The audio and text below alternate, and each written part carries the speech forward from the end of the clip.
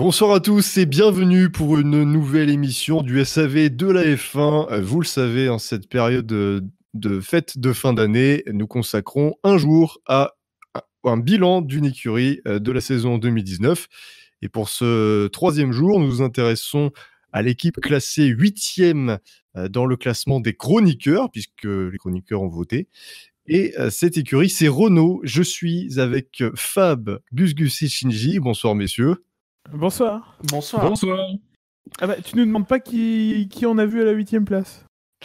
Non, je me disais que ça allait être compliqué. Voilà. Donc c'est Renault, voilà. Renault, alors un petit point du coup sur les positions de Renault dans les différents classements. Donc Renault 8e pour les chroniqueurs, 8e avec une moyenne de 9,25, donc ce n'est toujours pas la moyenne.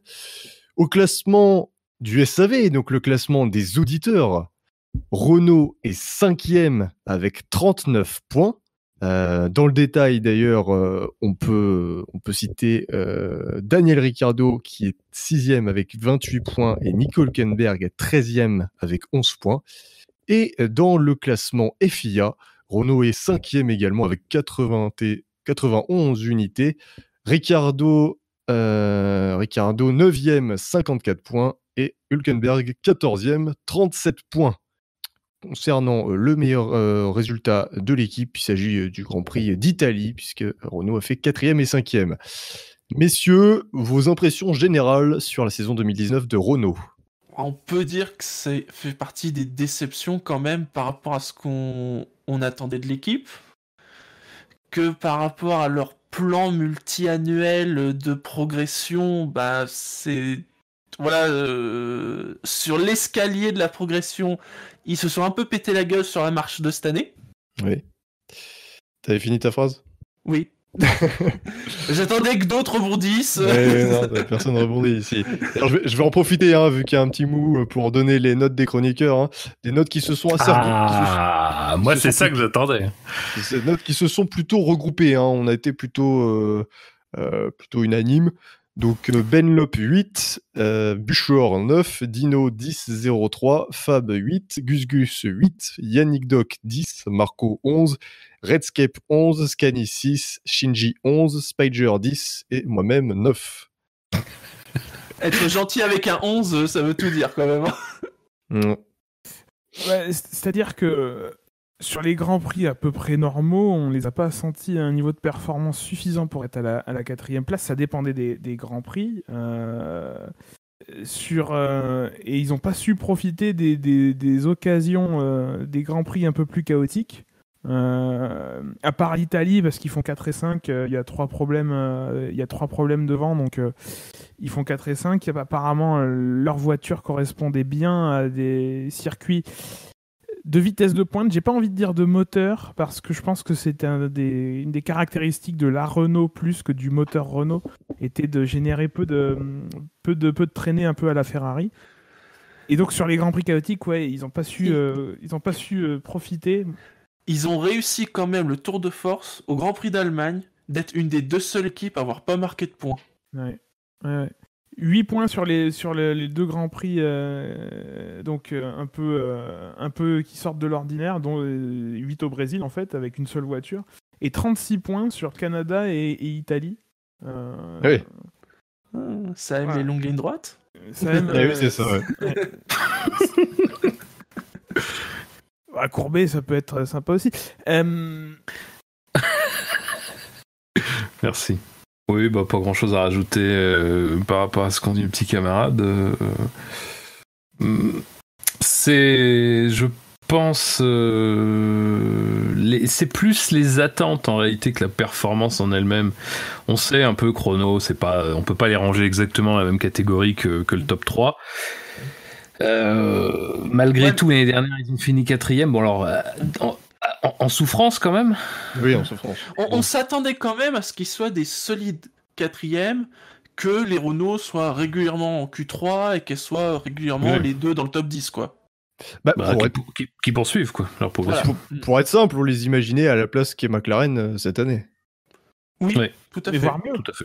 Voire mieux, oui, L'année oui. dernière, ils font un nombre de points au-dessus de la centaine. Ils font 122 points. On se disait, voilà, il faut qu'ils en fassent. Bon, c'est vrai que McLaren a fait 150. mais qu'ils en fassent 180, 160, entre 160 et 180, quoi. Oui, oui.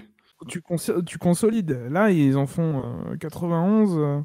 Alors, les points font pas tout, mais Ouais, mais c'est un bon indicateur, quoi. Quand tu fais la moitié moins que ce que tu peux ouais. normalement espérer.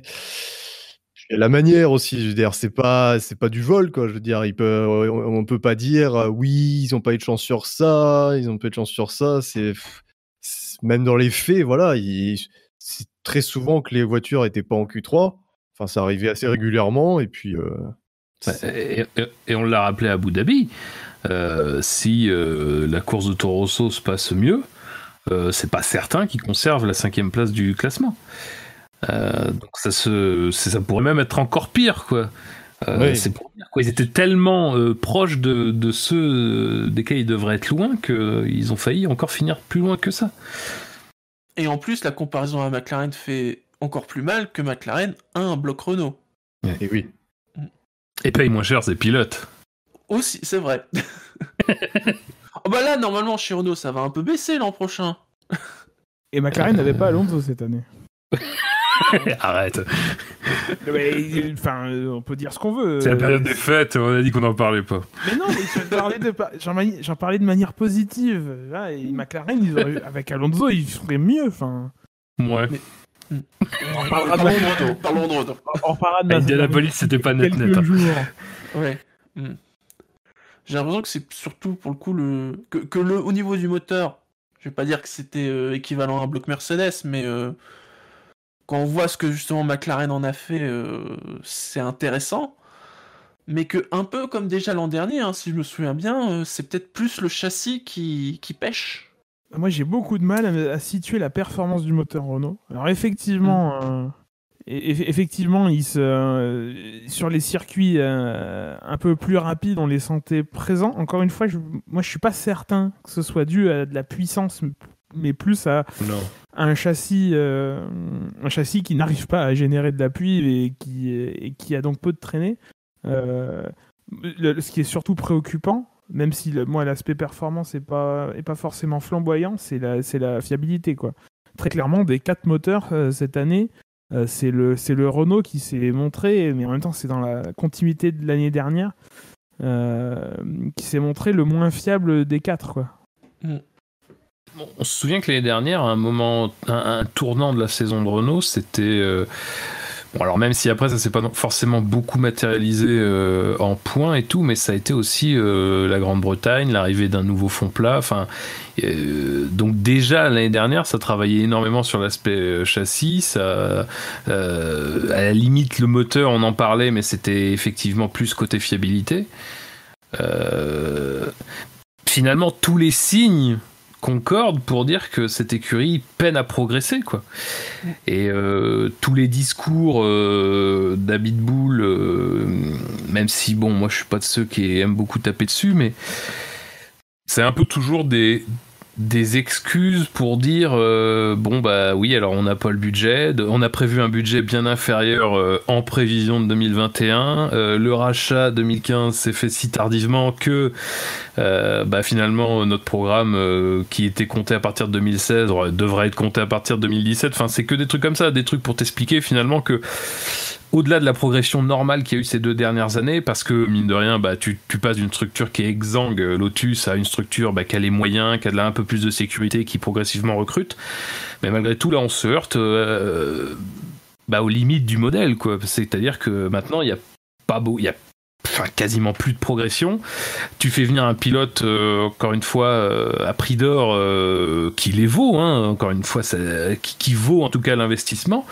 Et malheureusement, bah, tu peux pas lui fournir une machine capable de beaucoup mieux que jouer le fond des points, quoi. Donc c'est... Qui a les moyens, mais... C'est-à-dire que quand tu regardes, le parallèle avec McLaren fait d'autant plus mal qu'en fait, tu as l'impression que c'est un peu... c'est pas les situations renversées, c'est pas les courbes qui se croisent, mais il y a un peu de ça quand même, quoi. C'est-à-dire que d'un côté, tu as une progression qui semble extrêmement solide tout en étant rapide, et de l'autre côté, une progression limitée et en plus lente, quoi. Renault qui a beaucoup peiné en qualif cette année. Parce que en course, notamment lors des derniers Grands Prix, en course, la performance, elle est plutôt pas mal. Ils étaient à peu près au niveau de McLaren, mais en qualif, ils sont souvent derrière et loupés régulièrement la Q3. Là, je regarde rapidement. Ricciardo, il passe 9 fois en Q3, avec une place moyenne de 10,57. 9 fois en Q3, quoi. Même pas une fois sur Et deux. Hülkenberg, la place moyenne est de 11,10 et il passe en Q3 une, 2, 7 fois. Ouais, donc c'est pas bon. Après, si on peut trouver des motifs d'encouragement, c'est si on sépare la saison en deux, et je pense que je vais le faire assez régulièrement au long de ces bilans. Ils sont 6e de la phase allée, entre gros guillemets, jusqu'à la Hongrie, avec 39 points. Et ils finissent la deuxième partie de la saison. Alors, il y a 12 Grands Prix sur la première partie de la saison et 9 sur la deuxième, avec 52 points. Donc, ils sont quand même pas 4e. McLaren fait 4e de ces deux demi-saisons les deux fois. Mais ils sont quand même plus efficaces sur la fin de saison. Après, il y a le gros boost de l'Italie. Hein. Les 22 points d'un coup. Oui, et puis pour la première moitié, s'ils sont que 6e, c'est aussi parce que Toro Rosso fait un carton en Allemagne. Voilà, c'est ça aussi. Mais... qui les met provisoirement devant Renault. Mais c'est... Alors, on parle beaucoup de la performance de Renault, mais au niveau de la stratégie, de la gestion, ça n'a pas non plus été exceptionnel. Non, c'est pas Ricciardo qu'ils ont quasiment tout le temps essayé de faire un arrêt ou moins d'arrêts que les autres, notamment. J'ai ce souvenir quand je pense à la stratégie Renault, notamment cette année. Bah, nécessairement, quand tu te qualifies moins en Q3, tu essayes de tenter des coups. Déjà, tu as le choix de pneus. Sur certaines courses, ça s'est révélé important. La Russie ou d'autres, je ne me souviens plus exactement, mais il y a des courses où tout le monde essayait d'éviter, mais ceux qui se qualifiaient en Q3, les 4-5 du ventre mou qui se qualifiaient dans le Q3, donc forcément ça t'incite à tenter des coups. Quand tu as des problèmes de fiabilité ou des pénalités, c'est la même chose. Et souvent ça a été Renault aussi. Après j'ai pas ce souvenir. Bon, parlons des pilotes en détail. Oui, Fab, tu allais peut-être... Non. Parlons des pilotes donc en détail. Donc Ricciardo 9e avec 54 points, Hülkenberg 14e avec 37 points, qui va nous quitter. Alors Ricciardo, on savait que ça serait compliqué. Forcément, en venant quand même de Red Bull. Ouais, mais ça a été compliqué, mais c'est relativement vite adapté. Hein. Ouais. Je vois qu'il ne marque des points que 8 fois. Sur toute la saison. Ouais. Alors, il a connu contre 4 abandons. Ah oui. 4 abandons pour Ricciardo, contre 2 à Hülkenberg. Une disqualification chacun. Donc au Japon, évidemment. 10 Grands Prix dans les points pour Hülkenberg. C'est pas compté. Ouais. Votre impression sur Ricciardo, il n'a pas forcément... il s'est pas forcément distingué en mal finalement lors de cette saison. Pour le coup, j'ai l'impression qu'il a fait ce qu'il a pu avec la voiture qu'on lui a donnée. Oui. Oui, clairement. Enfin, je crois que... Bon, alors, c'est pas flamboyant, la saison de Ricciardo, on est d'accord, mais c'est globalement pas la saison de Renault très flamboyant. Ouais. On a même vu parfois un Ricciardo énervé lancer un juron, un truc comme ça, ce qu'on ne voyait quand même pas vraiment chez Red Bull. La dernière année, oui. La dernière année. Mais... Ricciardo, il arrive, c'est un pas en arrière, quoi qu'on en dise, c'est un pas en arrière dans sa carrière. Ne serait-ce que, rien que sur le plan du pilotage, avec Red Bull, t'as quand même en général une voiture qui génère qui génère pas mal d'appui, qui en termes de pilotage doit être un peu plus aisée à piloter. Là, tu te retrouves avec une voiture qui est sans doute peut-être à l'inverse de ce type de choses. Et on a vu que sur les premières courses, ça a été un peu... il était un peu sur des œufs, et puis globalement toute la saison, moi je l'ai pas senti aussi à l'aise dans certaines phases dans lesquelles il brillait d'habitude, notamment les freinages, les dépassements, tout ça. Il y a eu quelques petites scories de ce côté-là. Alors après, ça peut être tout un tas de choses, hein, pas forcément que la voiture, mais je pense qu'il y a quand même ça.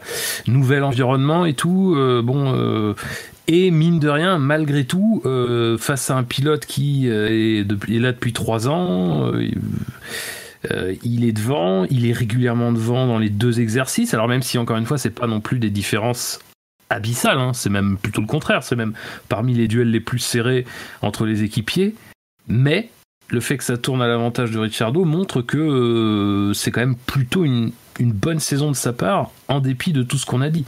Et moi, ce que j'aime bien avec Ricciardo, c'est il y a eu des moments difficiles et tout, mais j'aime bien avoir l'impression que, en dépit du fait que forcément son contrat il dure 2 ans, la deuxième année c'est 2020, donc il sera libre en fin de saison et potentiellement un candidat à un gros baquet en 2021 si ça bouge. J'ai pas la sensation, ce que je craignais un peu, qu'il soit de passage. J'ai l'impression quand même qu'il y a une implication dans l'écurie et qu'il vit pas bien le fait que l'écurie n'arrive pas à... Enfin, vit pas bien, c'est peut-être un peu beaucoup dire, mais disons qu'il il y a une vraie volonté d'aller vers l'avant, et c'était un peu ce que je craignais quand il est arrivé. Mais après, en dehors de la question des résultats, j'ai pu tout trouver égal à lui-même, donc bon, je me dis qu'au moins sur le plan mental, il n'est pas dans une mauvaise passe, quoi.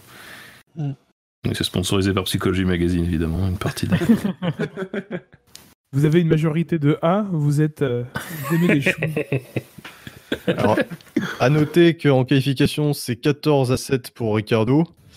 Et en course, les courses où ils ont tous les deux fini, c'est 11-5 en faveur de l'Australien. Donc une domination de 2 tiers, 1 tiers, quoi, voilà.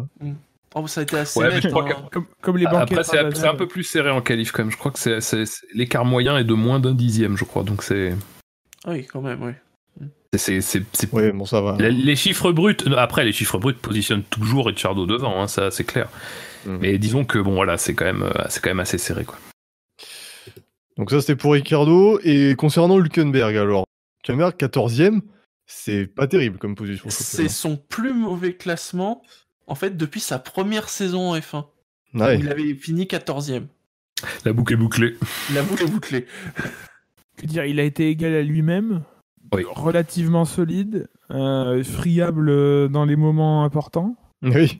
En tout cas dans les gros moments, quoi. Il est 2e en Allemagne. Voilà, c'est le symbole, l'Allemagne. Hein, voilà. Tout à fait, oui. C'est le symbole. Après, il est là en Italie, il fait 5e derrière Ricciardo. Il n'a pas craqué sous la pression, mais il n'y avait pas vraiment de pression. Il n'y avait pas de pression. C'est un Grand Prix normal, quoi. C'est un Grand Prix. Il a quand même vite été devancé par Ricciardo en course, quoi. Oui. Mais il s'est pas viandé.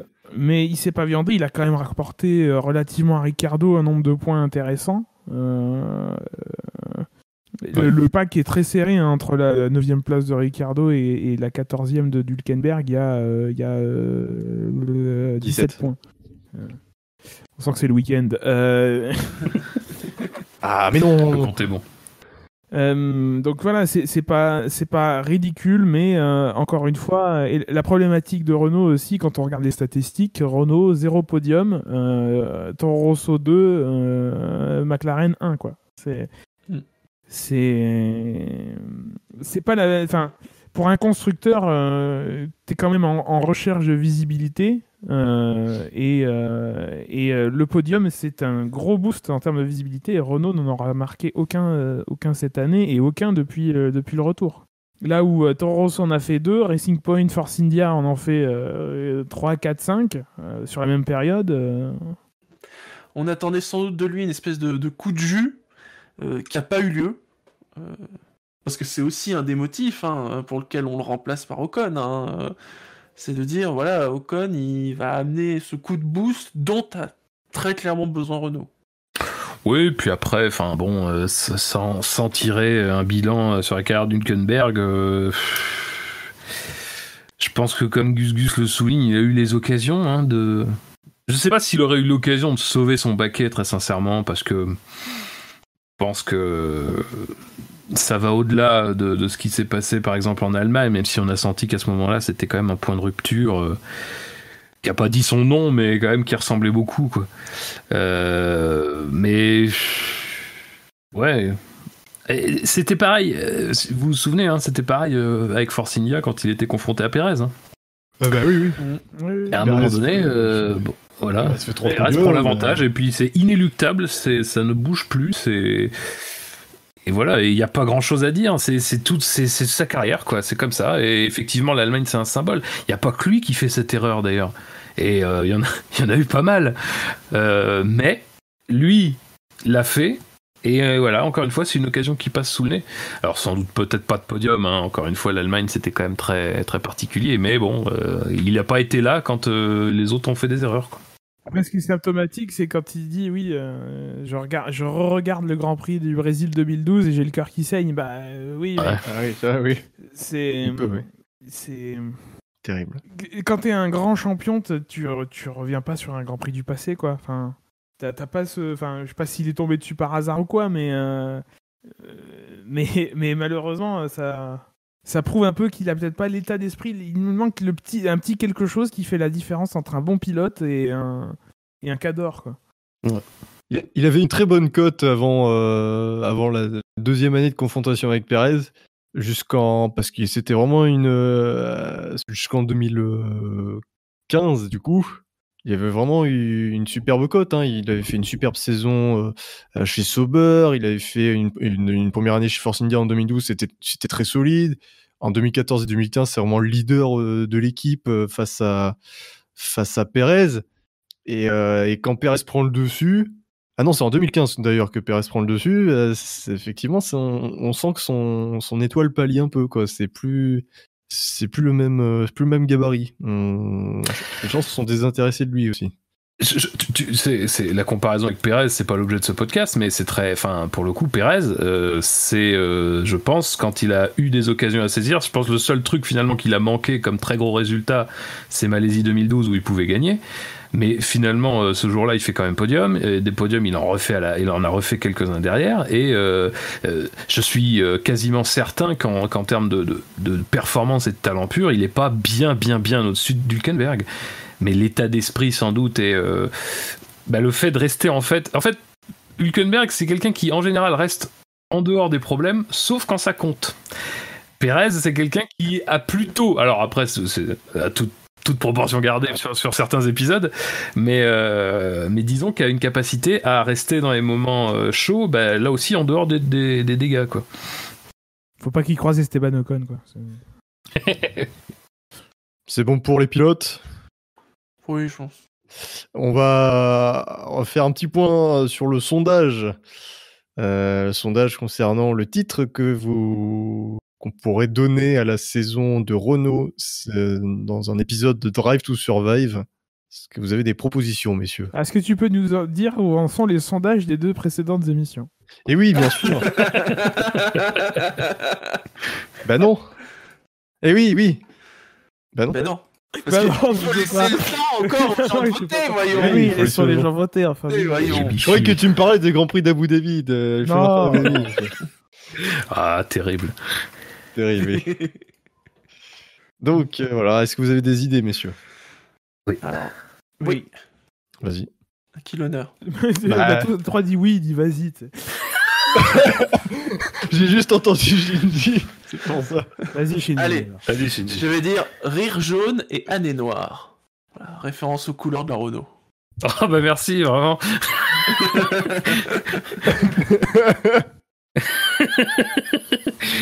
Je vais me noter comme les couleurs de la Renault parce que j'avais un doute. Alors, tu mets pas comme les couleurs. Vous croyez que le costume de l'abeille dans Masked Singer, c'était une référence à Renault ou pas? C'était à Pitbull, ouais. Moi, mon titre, c'est Pourquoi on est revenu au fait. Moi, j'avais l'Habiteboul ne fait pas le P1. Très bien. Eh bien, vous aurez le choix entre ces trois faits marquants pour un titre. Voilà. Et le sondage sera dans l'article de ce podcast. Alors, messieurs, on va conclure cette émission sur Renault par une projection sur 2020. Est-ce que Renault Je vais chercher mon parapluie parce que les projections. Oui. Est-ce que Renault peut espérer reprendre la 4e place et se rapprocher des meilleurs? Bah, déjà, il y a un truc qui change chez Renault l'an prochain. C'est Eh Ocon ben oui. qui arrive. Maintenant,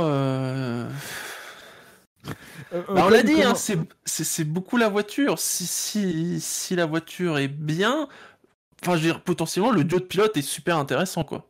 11 ans de podcast pour en arriver à une analyse, c'est beaucoup la voiture, oui. Combien tu donnes de pourcentage à la voiture? Alors, mais oui. Ocon, attention. Ocon, mine de rien, commence sa carrière un petit peu comme Hülkenberg. Il a eu quelques occasions de faire des podiums, pas convertis. Alors, pas Il en a eu qu'une occasion. Ne te montre pas insultant, hein. Il en a eu qu'une. Et tant que tu la convertis pas, regarde Leclerc. Et Bahreïn, il a gagné. Il a ramé quand même pour en gagner une. Tant que t'as pas atteint un objectif, le premier podium, la première pole, la première victoire, tu l'as pas fait en fait. Que l'occasion se présente ou pas, ça fait la différence. Maintenant, il faudra voir. Ocon, il a une saison et demie sous le capot. Il 2 saisons jeune. et demie. 2 saisons et demie. Oui, pardon. 7 ans de podcast pour dire tant que t'as pas atteint l'objectif, tu l'as pas fait, c'est pas non 8, plus. 8, j'y tiens. 8 ? Ah, c'est beaucoup trop. Messieurs, nous ne sommes pas là pour faire le bilan 2019 de Gus Gus. Mais en fait, non, oui, c'est vrai que j'ai loupé 2 ans et demi. Qui ne serait pas très bon ce bilan. Quelle moyenne donnerez-vous à Gus Gus? Non, mais après, je te trouve un peu sévère sur ça, Gus, parce que par exemple, Carlos Sainz, il avait pas fait de podium, et ça l'a pas empêché de faire une saison extrêmement solide cette année, par exemple. Oui, mais il a transformé son podium au final. Oui, mais à toute fin. Et pourtant, il a eu peu d'occasions de faire des podiums. Il a eu peu d'occasions de faire des podiums, mais il avait fait 2 ou 3 4e places. Au moment où il pouvait les faire. Je pense à la Singapour l'année dernière, à la Hongrie, à un moment aussi où il fait 4 ou 5, je me souviens. Par rapport à Ocon, à part Bakou 2018, là, bof, quoi. C'est pas... Enfin, j'ai pas l'impression qu'il ait loupé, franchement, beaucoup d'occasions, quoi. C'est un pilote assez solide. Il en loupe une quand même. Oui, mais... Je me permets de le noter. Ouais, mais ça arrive à tout le monde, ça. Non. Je suis pas d'accord. Après, il y a des doutes, faut pas dire. Je pense qu'Ocon est vu très favorablement, ce qui est un peu normal. Encore une fois, c'est un pilote qui a du talent, qui a de la performance. Il a quand même encore besoin de progresser dans différents domaines.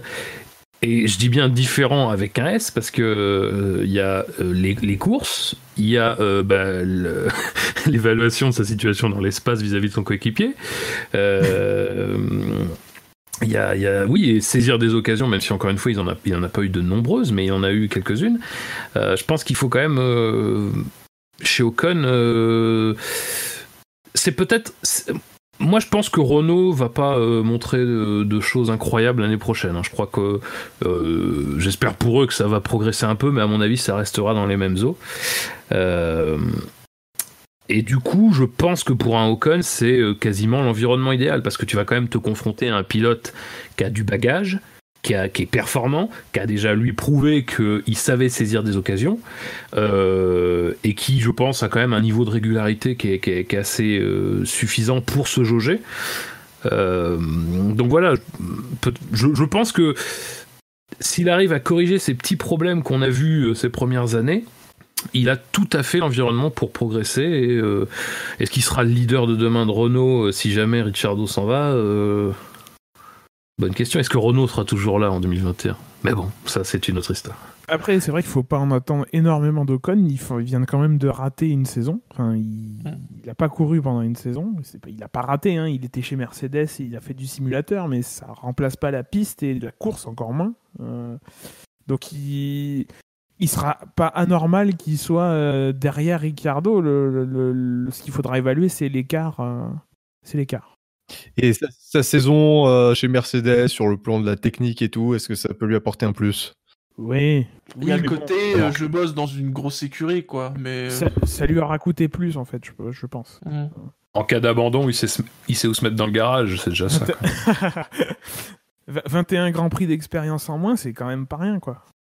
Oui, mais c'est aussi Oui, et puis, 21 Grands Prix d'expérience aux côtés de champions du monde, aux côtés d'un Hamilton notamment. Ça peut aider aussi sur le plan. Non, mais Hamilton, c'est 95% la voiture. Donc ça apporte Oui, quasi. c'est quand même, oui, mais c'est quand même 5% quand même de grappiller.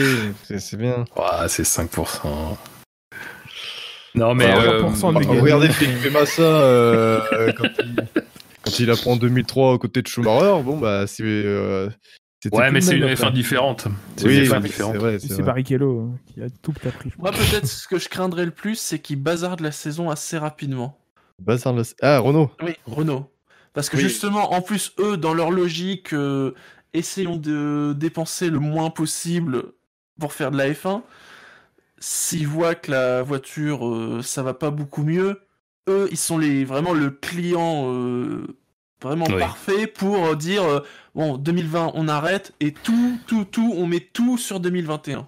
Côté Ouais, mais, châssis, enfin- oui, mais le côté moteur, tu peux pas parce que c'est exactement les mêmes moteurs à 3 pouillèmes près. Oui.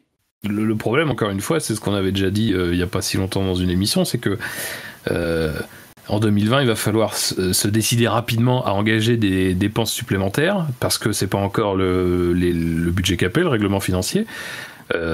Mais dans le même temps, il y a toujours la question de l'audit des différentes activités de Renault qui est en cours, donc potentiellement la F1 peut s'arrêter en 2021 si on décide que c'est plus viable d'engager une équipe officielle.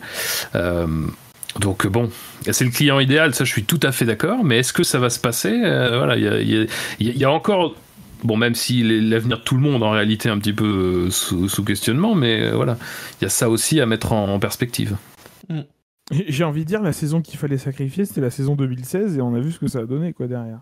C'était pas ce qu'on attendait quoi. Il y avait un changement de règlement en 2017, ils n'étaient pas arrivés à le saisir. Alors c'était peut-être un peu tôt, mais force est de constater que ça leur avait pas complètement réussi quoi. C'est bon, monsieur. Oui.